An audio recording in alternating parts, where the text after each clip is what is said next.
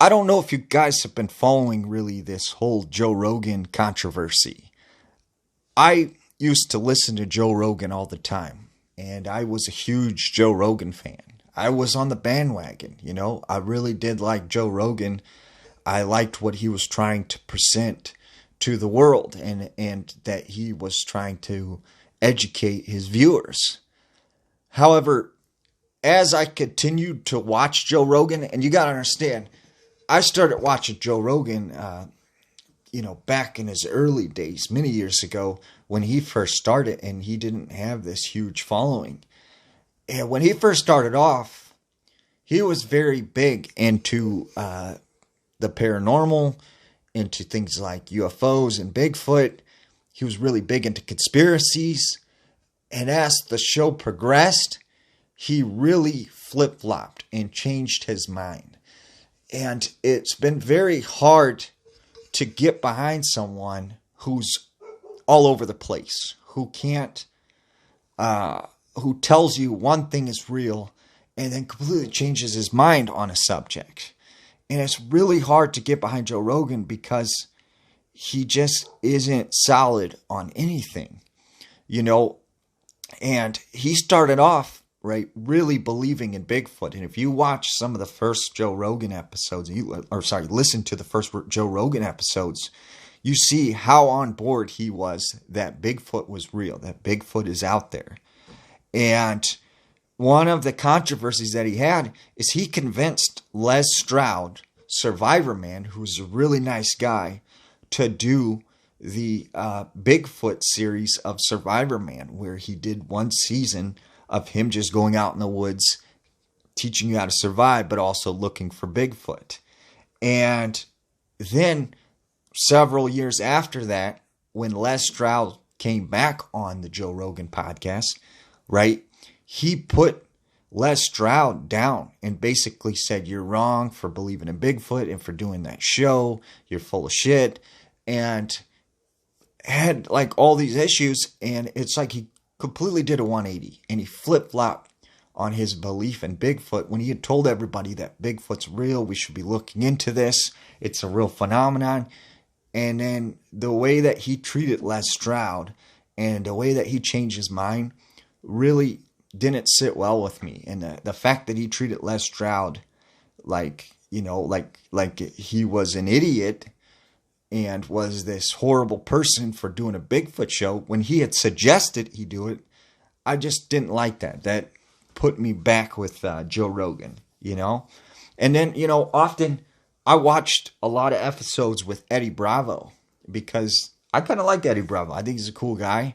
I think that he does have some conspiracy theories that are way out there, but some of them he does present some interesting evidence. And I feel like he's just legitimately trying to conversate with Joe Rogan, and Joe Rogan is constantly making fun of him and putting him down and saying he's an idiot and not giving him an opportunity to talk, and not even having an open discussion with him.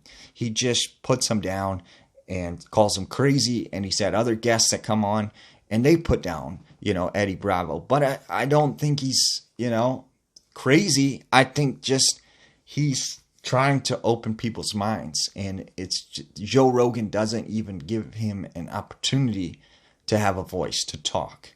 And he's done that with several other guests where if he doesn't like you, he simply just puts you down and doesn't want to allow you to talk and to speak your mind.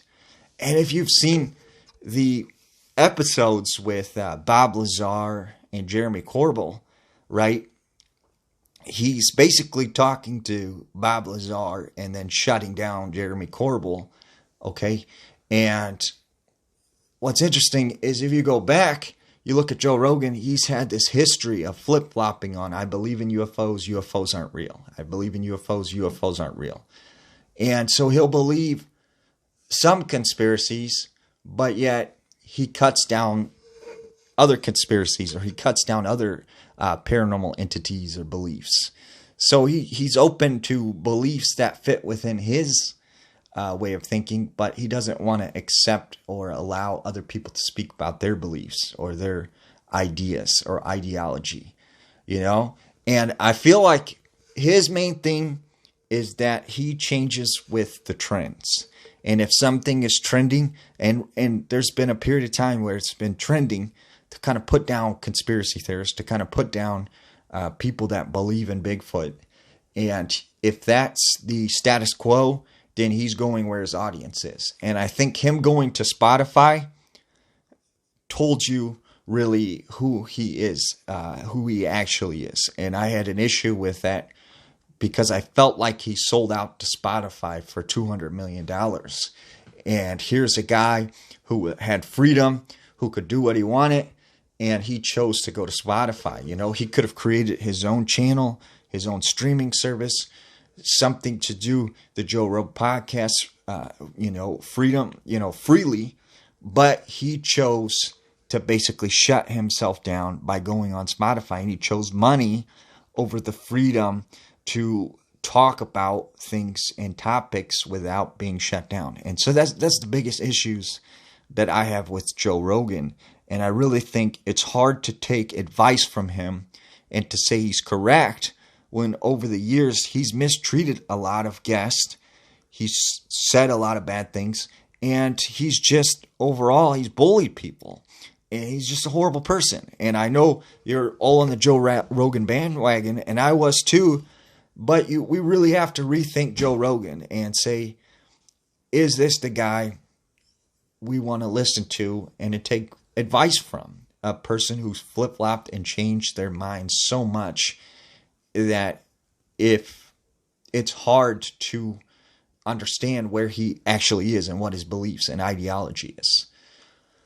But, you know, there's new podcasters out there. There's new people out there making podcasts, and we have to explore those, and we have to look into those. And, I really think there's a lot of interesting people out there to listen to, and we have to go after those people that are strong on their beliefs and their ideology and their morals, and keep to the subject. And don't bully people. That's the biggest thing. Don't bully people. So, thank you for listening. I'm Parahan. Peace out.